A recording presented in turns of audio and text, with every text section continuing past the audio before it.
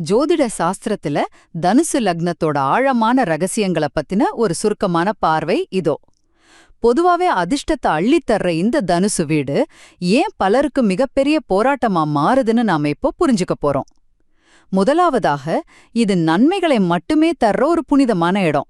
ஏன்னா இதோட அதிபதி யாருன்னு பாத்தீங்கன்னா சுபகிரகமான குரு பகவான்.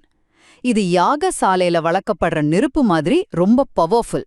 இங்க சூரியன் வந்தா அரசு வேலை, சனி வந்தா கடின உழைப்பால வெற்றின்னு எந்த கிரகம் வந்தாலும் சரி அது நல்லதுதான் செய்யும். எந்த விதைய போட்டாலும் மரமா வளர்ற ஒரு பூமின்னு கூட இத சொல்லலாம். அப்போ இங்க கெட்டதே நடக்காதான்னு நீங்க கேட்கலாம். இரண்டாவதாக, இவங்களோட கேரக்டர் ரொம்பவே சுவாரஸ்யமா இருக்கும்.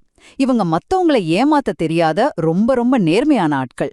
இவங்களோட கோவம் ஒரு டீச்சர் அல்லது ராணுவ அதிகாரி மாதிரி மத்தவங்கள திருத்தணுங்கிற அக்கறையில வர்ற கண்டிப்பு தான். நாடாளுமன்றம், உச்ச நீதிமன்றம் மாதிரி அதிகாரமிக்க இடங்களை கூட இந்த லக்னம் தான் குறிக்குது.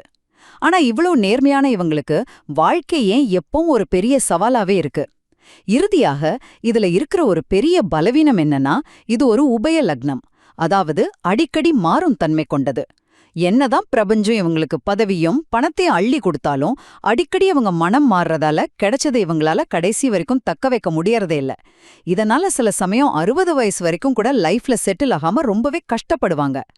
சுருக்கமா சொல்லணும்னா, தனுஷு லக்னம் அப்படிங்கிறது பிரபஞ்சம் உங்களுக்கு கொடுக்கற ஒரு பெரிய பொக்கிஷம். ஆனா அதை தொலைக்காம கடைசி வரைக்கும் பத்திரமா பாத்துக்கிறது உங்க கையில மட்டும்தான் இருக்கு.